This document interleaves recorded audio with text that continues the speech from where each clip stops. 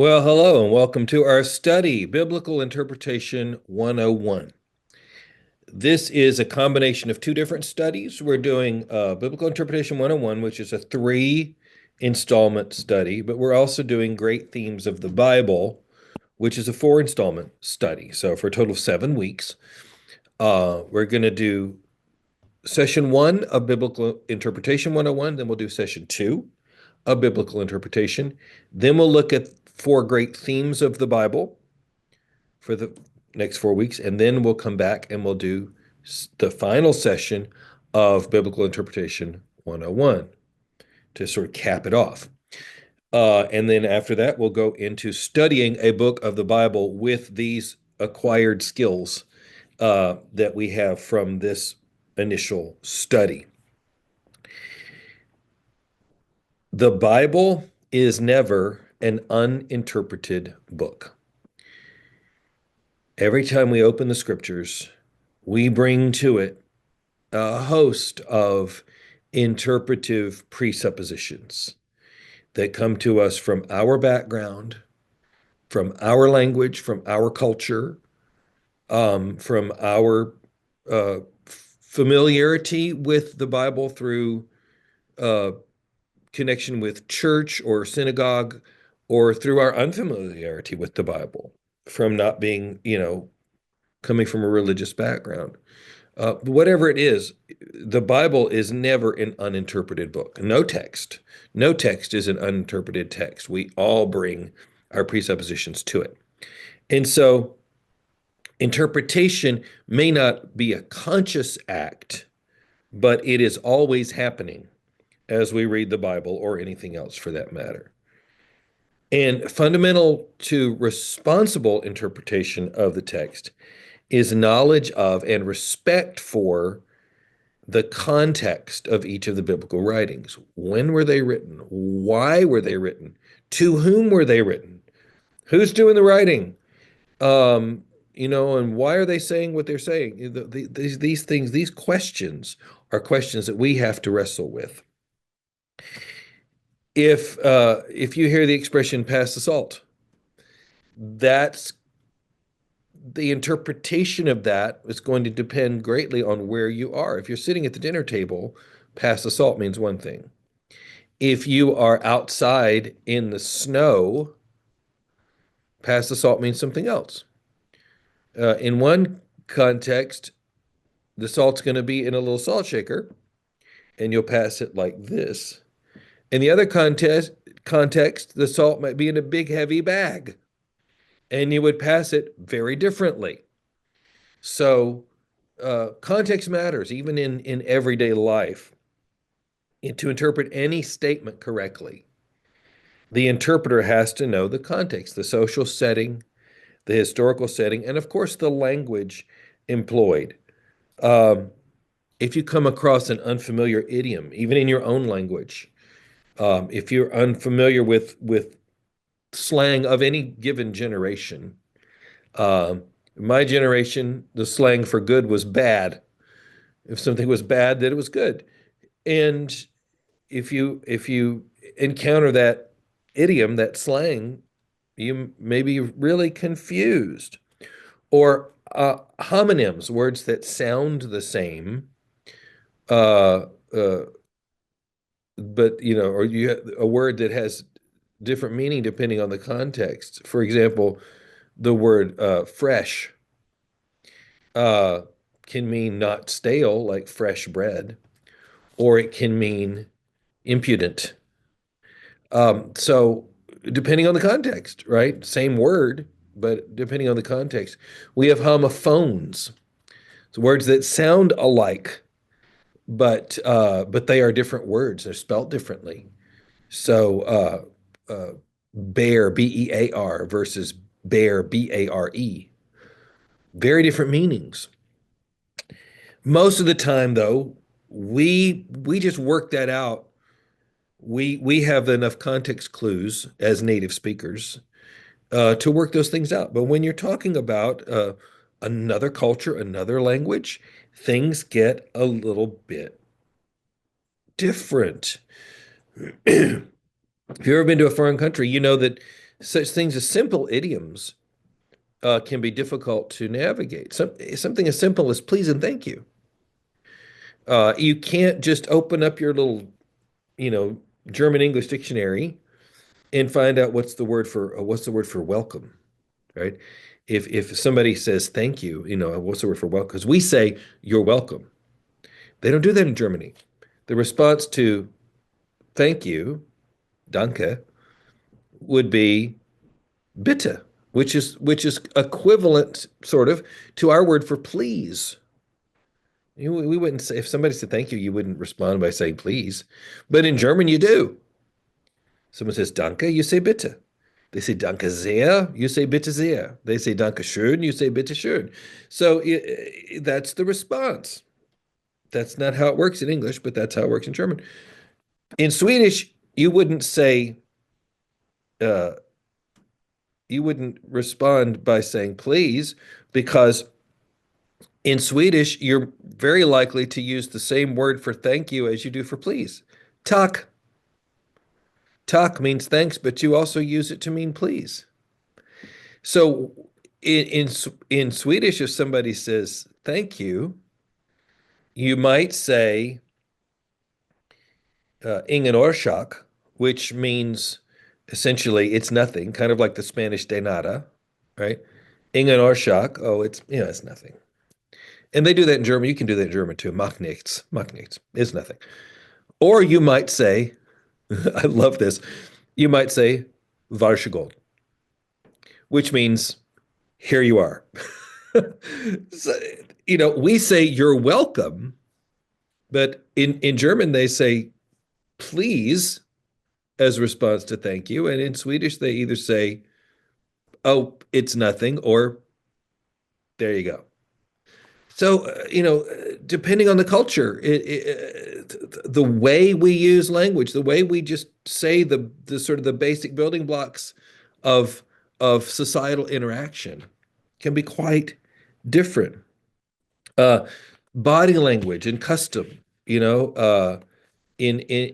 Japanese culture, if someone is nodding their head as you're talking, that means I'm listening. That doesn't necessarily mean I agree with what you're saying. It just means I'm listening.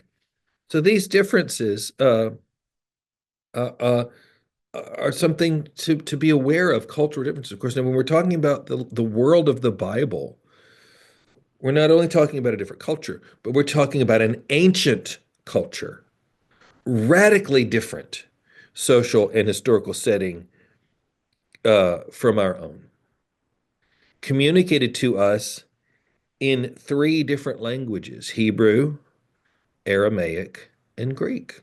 And even when we talk about Hebrew, we're talking about ancient Hebrew. We're not talking about modern Hebrew. Ancient Hebrew is different from modern Hebrew. And the Greek, it's not Attic Greek, it's not classical Greek. Neither is it modern Greek, but it's a secret third thing, right? It's Koine, which was the Greek of the common people in the New Testament period. So this is not the Greek of Socrates, nor is it the Greek that you would hear in Greece today. It's another Greek, right?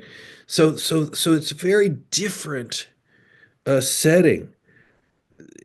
As our material says, there's little similarity to life in the 21st century uh, from the life of in biblical times, apart from the fact that the people of the Bible were humans and we are humans. That's about it. Language was different, culture was different, customs were different, uh, everything was different. And so, entering the world of the Bible is almost like being dropped into a foreign country without a map, without knowing the language, without knowing anything about the customs. So the task of interpretation is necessary. We've got to be serious about interpretation.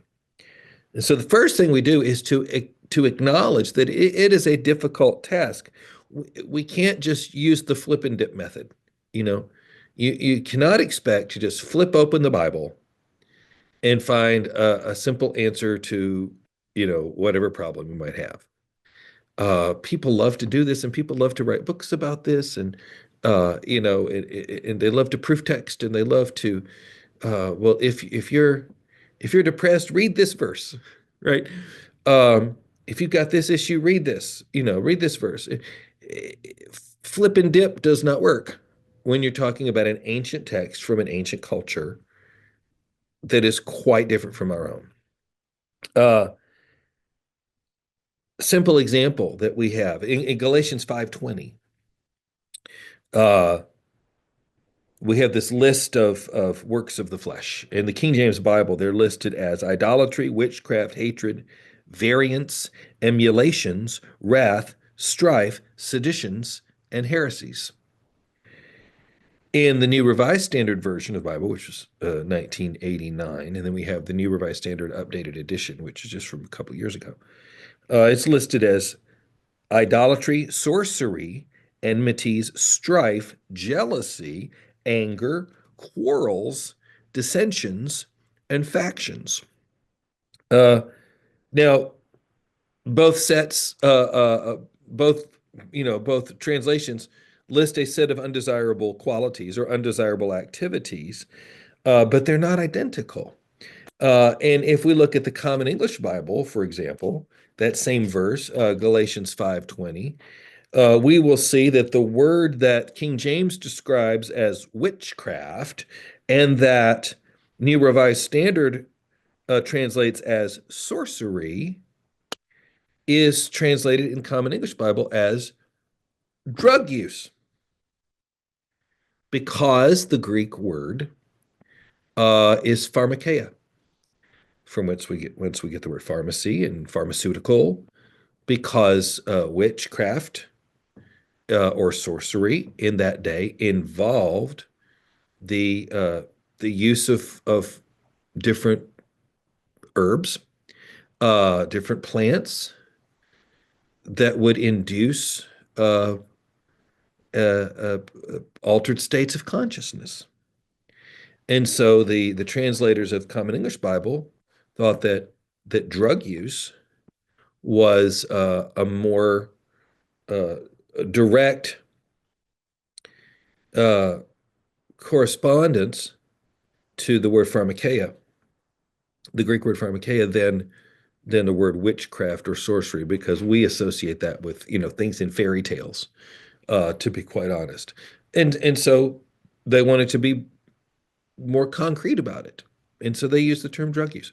So the you know understanding the words that we read in the Bible are translations of words from another language, and asking ourselves, do these words actually mean the same thing now as their Greek counterparts did 2,000 years ago? So the task of interpretation is not easy, and we have to acknowledge that right up front. Secondly, we have to accept that this discipline uh, takes patience. It takes patience. It's something that we have to commit our time to to interpret the Bible. Biblical literature developed over a long period of time and evolved a multitude of writers. The Bible is not a book so much as it is a library that contains literature from a great span of time, written by a great number of different individuals and redacted and edited by even more individuals. Um, and so, if understanding the Bible is our goal, and I would say that it is, then patience is a necessity. So, it's challenging, but that doesn't mean that it's impossible. Like we said at the beginning, interpretation happens whether we think it does or not, whether we like it or not. The real goal is responsible interpretation rather than uninformed interpretation. Uh, and three prerequisites, I think, for reaching that goal. First is a need for curiosity. We need to be interested in the task of interpretation. Um, If you don't have any questions, then why study at all? Secondly, is openness to new understanding. If you come to the Bible or any text thinking that you, oh, I already know this, I've already got this figured out, then uh, there's no need to read anything. If you think you understand it all already, so we need to be open. We need to be open. I'm reminded of a Peanuts cartoon years ago. Snoopy was sitting on top of his doghouse, as he often did, with his typewriter, and he was typing a book. And Linus, I think it was, walked by, and Snoopy said he was writing a book of theology. And he said, "I've come up with the perfect title." And the title was, "Has it ever occurred to you that you might be wrong?" That's the that's what we got to bring with us when we approach any text of the Bible. Has it ever occurred to me that I might be wrong? Has it ever occurred to me that whatever preacher or Bible teacher first introduced me to this passage might have been wrong? Let's have the humility. Let's have the humility and the openness that we might be mistaken on our understanding of any given Bible passage. And that brings us to the third thing, is humility. Pride of knowledge is a sure way to prevent new insight and to prevent better interpretation. We have to sit with these ancient texts with full awareness of how much we don't know. And it's both humbling and refreshing to do it, to try to look at each text with fresh eyes. And another component that's necessary for responsible interpretation is disciplined, hard uh, historical background has got to be filled in. Sensitivity to the differences in social setting reflected in the Bible has to be developed. We don't live in a tribal society or among people who assume that the earth is flat. So these things are obvious, but they make a difference when we seek to understand texts written by people who did live in such a worldview.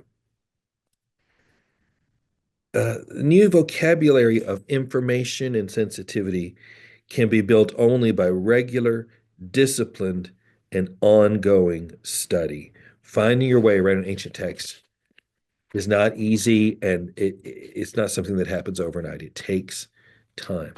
We've got to gain historical perspective. Say if we want to read Paul's letter to the Corinthians, we're reading somebody else's mail.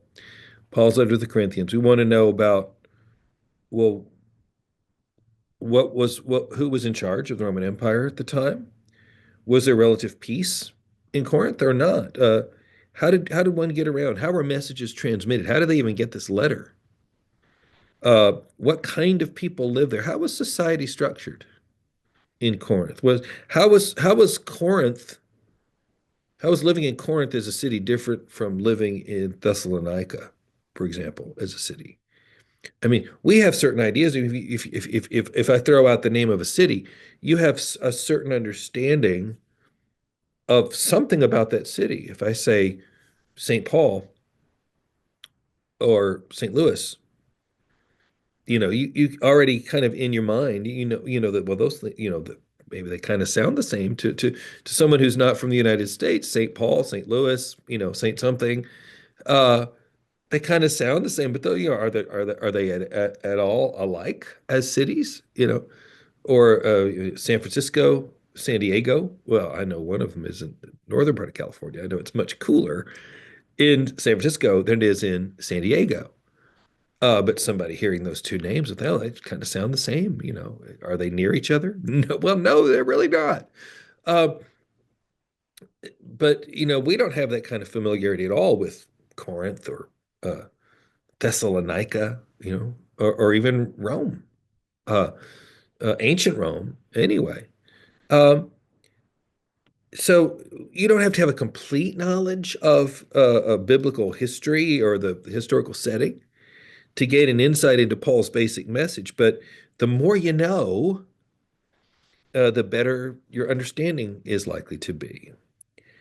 So it's good to step back from the particulars of a text to ask some of these historic questions. And the answers will never be absolute because history just isn't that way. There are a lot of things that we just don't know.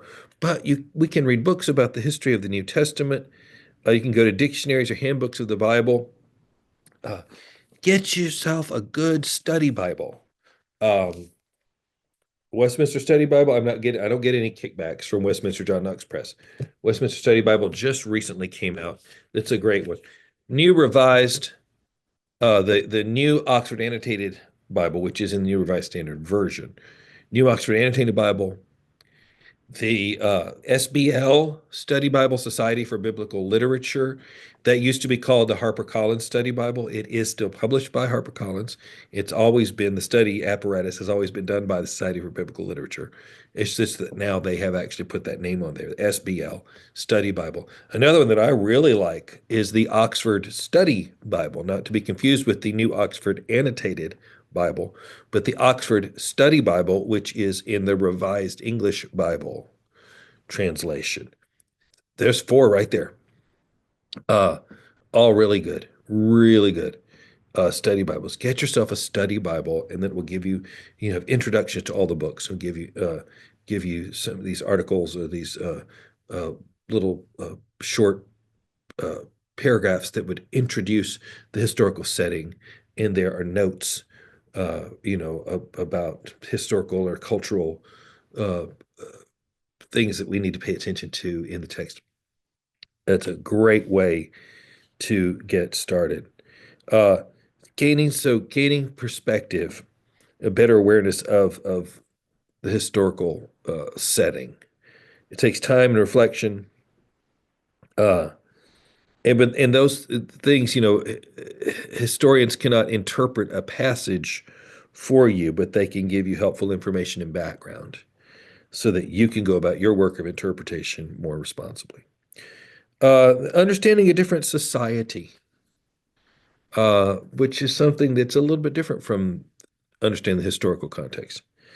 Uh, what the assumptions are, what are the issues that are being addressed. Good example in Hosea, one of the prophets, Old Testament prophets, Hosea chapter 11.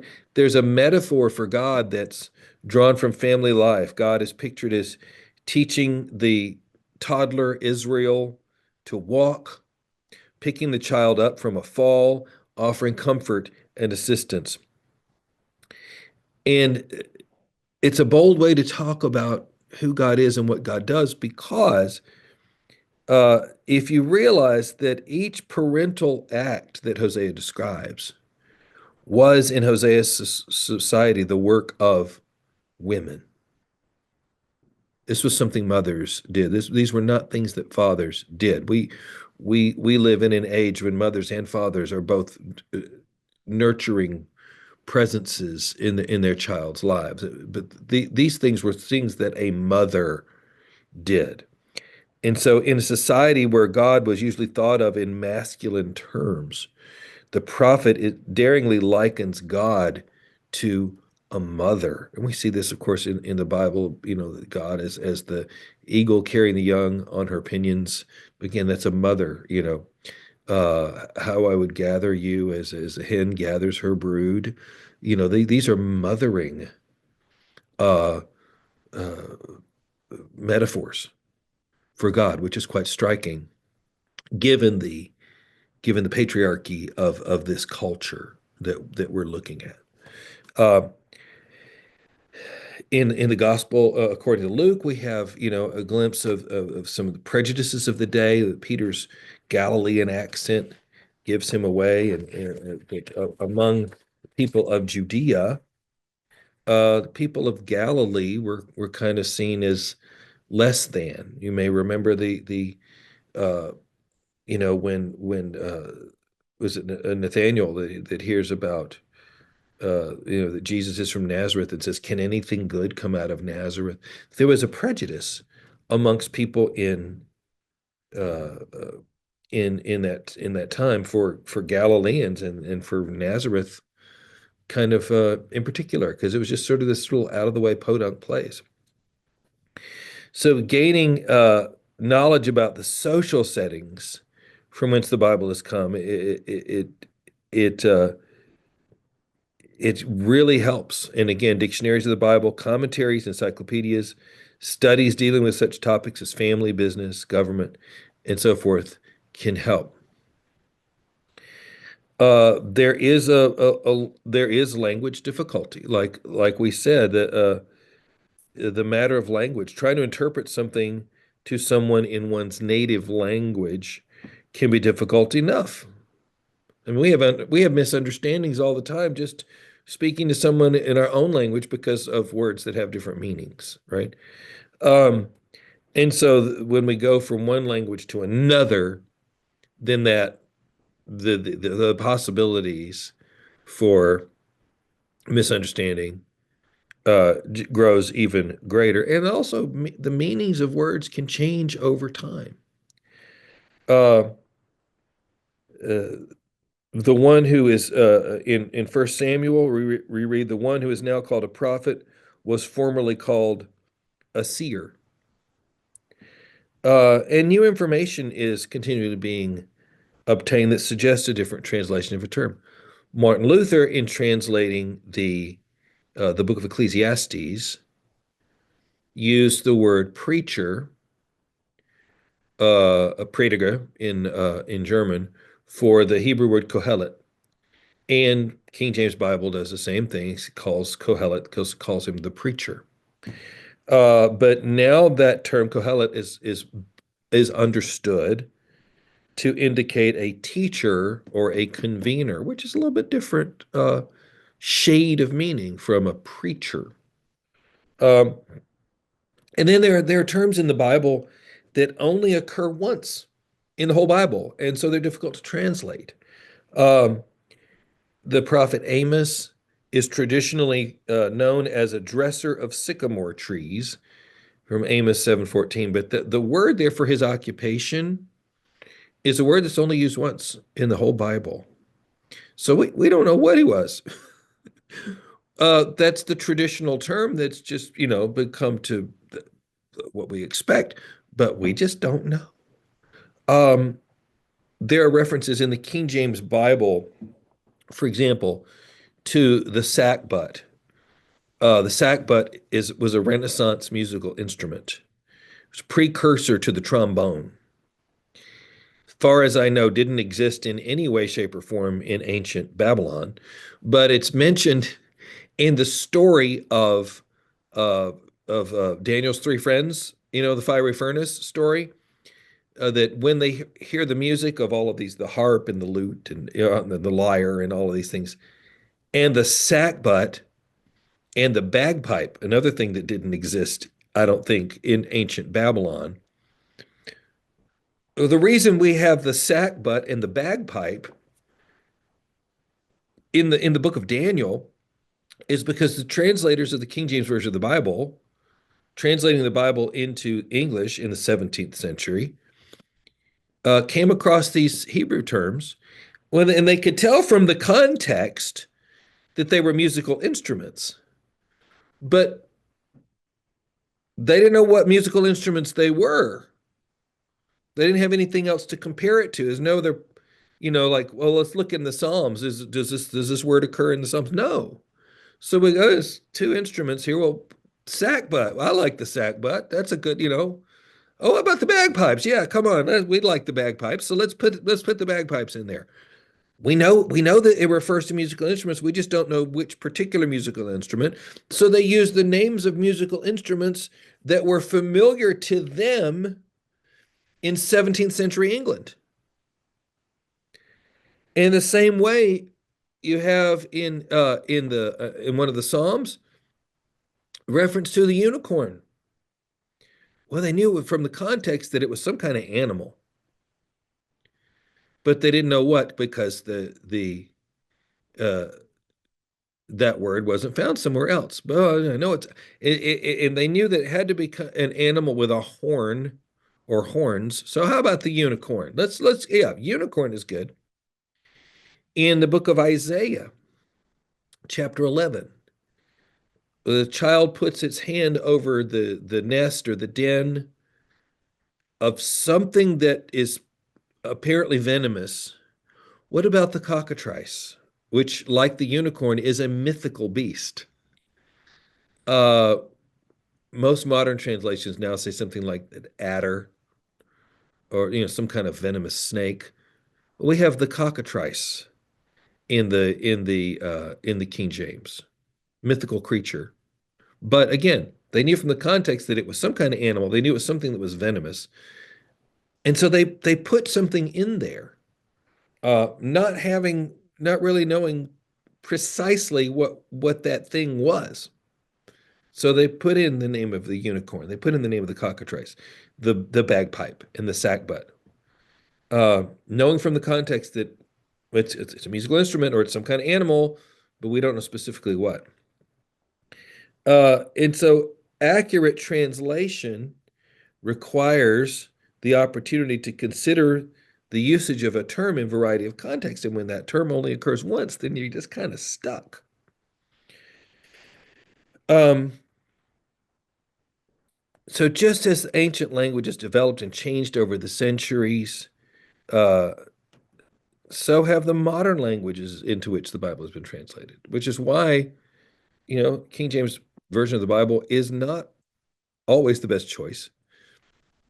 Not only has the English language changed since 1611, and the meanings of words have changed, English words have changed since 1611, but the apparatus, the critical apparatus available to us now is much better than what was available in 1611.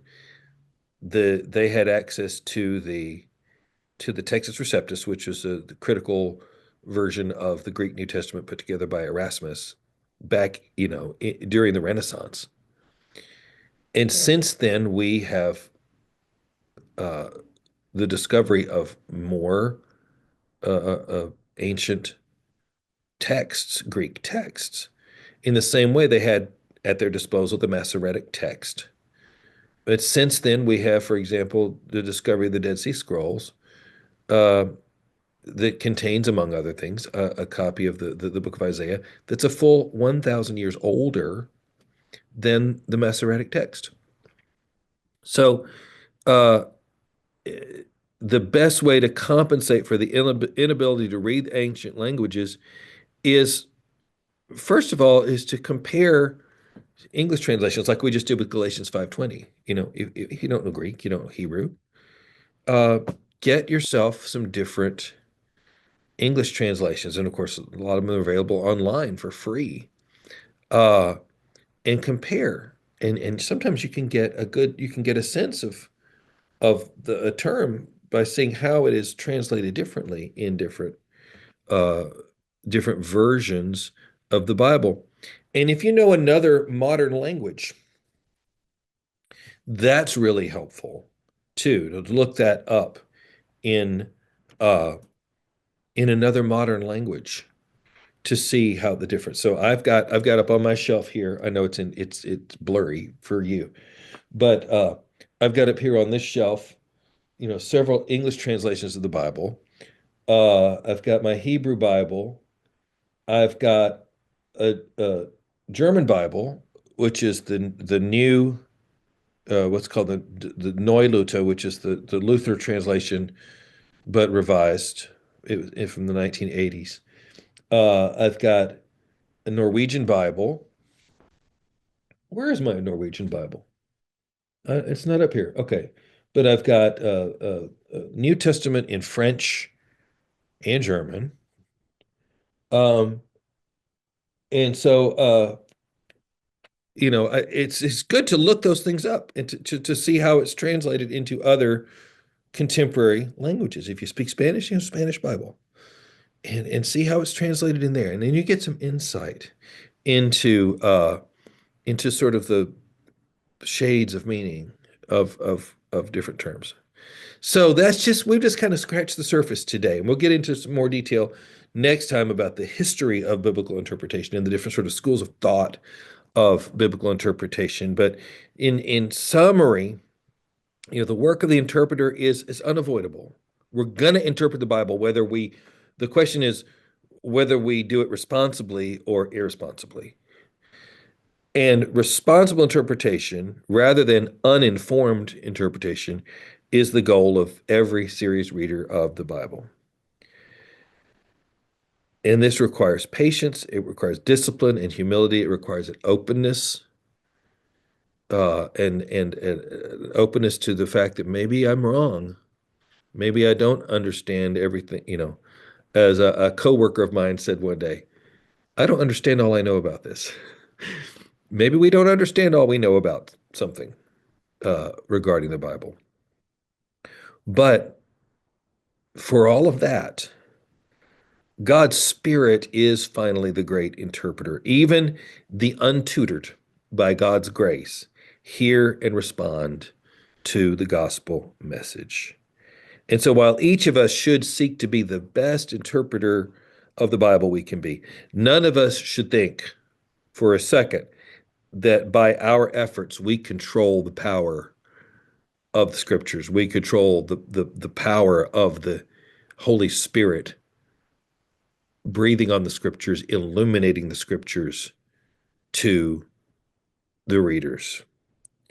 Prayer and trust are two more important, or probably the most important, qualities required for faithful interpretation of the Bible.